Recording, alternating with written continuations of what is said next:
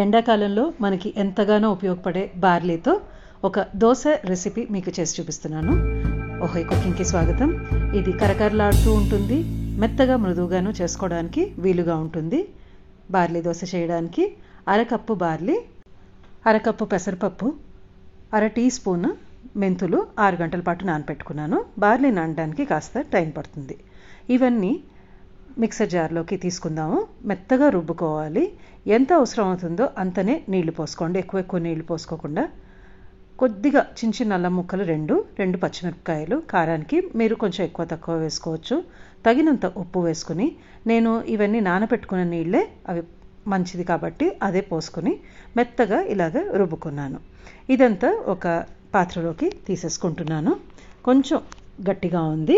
కొంచెం మిక్సర్ జార్లోనే కొంచెం నీళ్లు పోసుకొని అది కూడా ఈ గిన్నెలోకి వేసుకుని అంతా కలిపి మీకు ఎలా ఉంది అనేది ఒకసారి చూపిస్తాను. ఒక చిక్కటి మిల్క్ షేక్ అంత కన్సిస్టెన్సీ ఉంది. ఇది ఫెర్మెంట్ చేసుకునే దోశ. ఒక 8 గంటల పాటు దీన్ని ఇలాగే వదిలేయాలి పులుపు రావడానికి. లేదంటే ముందు రోజు రాత్రి నుంచి మరుసటి రోజు పొద్దున్న దాకా. నేను అలాగా రాత్రి అంతా వదిలేశాను. మీకు చూపిస్తున్నాను చూడండి, ఎంత బోలుగా మృదువుగా వచ్చింది పిండి అనేది. కాకపోతే కాస్త గట్టిగా ఉంది, మనకి దోశ చేసుకోవడానికి సరిపడా లేదు. అందుకని కొద్దిగా నీళ్లు పోస్తున్నాను. మనకి దోశ పిండి ఎప్పుడు ఎలాగైతే ఉంటుందో అంత పల్చన ఉంటే సరిపోతుంది. ఇది మనకి కావలసిన చిక్కదనం. ఇప్పుడు ఒక దోశ పెనం నేను వేడికి పెట్టేసుకున్నాను ఆల్రెడీ. కొంచెం నీళ్లు చల్లుకొని ఎంత వేడి ఉంది అనేది చెక్ చేసుకుంటున్నాను. నీళ్ళంతా తుడిచేసాను, బాగా వేడిగా ఉంది. ఇప్పుడు ఒక చుక్క నూనె వేసుకుని గ్రీస్ చేసుకుంటున్నాను. నెయ్యి కానీ నూనె కానీ ఏది వాడుకున్నా కూడా ఈ దోశకి చాలా బాగుంటుంది.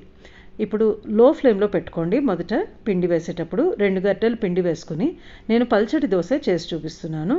మీకు ఎంత కుదిరితే అంత పల్చగా రుద్దేసుకోవచ్చు.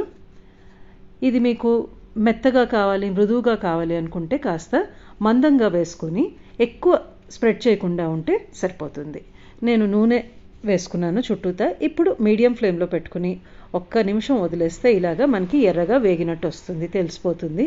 కావాలంటే రెండో వైపు తిప్పి వేసుకోవచ్చు, లేదంటే ఇలాగే తినేసేయచ్చు. నేను 30-40 సెకండ్లు రెండో వైపు తిప్పి వేస్తున్నాను.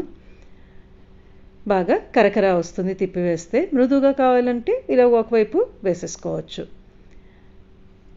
చాలా క్విక్గా రెడీ అయిపోతుంది, ఏ మాత్రం పెనానికి అంటుకోకుండా ఉంటుంది. మీరు కూడా ఇది ఒకసారి చేసి చూడండి. ఎండాకాలంలో చాలా ఉపయోగంగా ఉంటుంది బార్లీ అనేది మనకి ఒంటికి. ఇది ఒక బ్రేక్ఫాస్ట్ చట్నీతో సర్వ్ చేస్తున్నాను. ఇది మీరు చేసి మీ అభిప్రాయాన్ని తెలపగలరు. ధన్యవాదాలు. మరొక రెసిపీతో త్వరలో కలుస్తాను.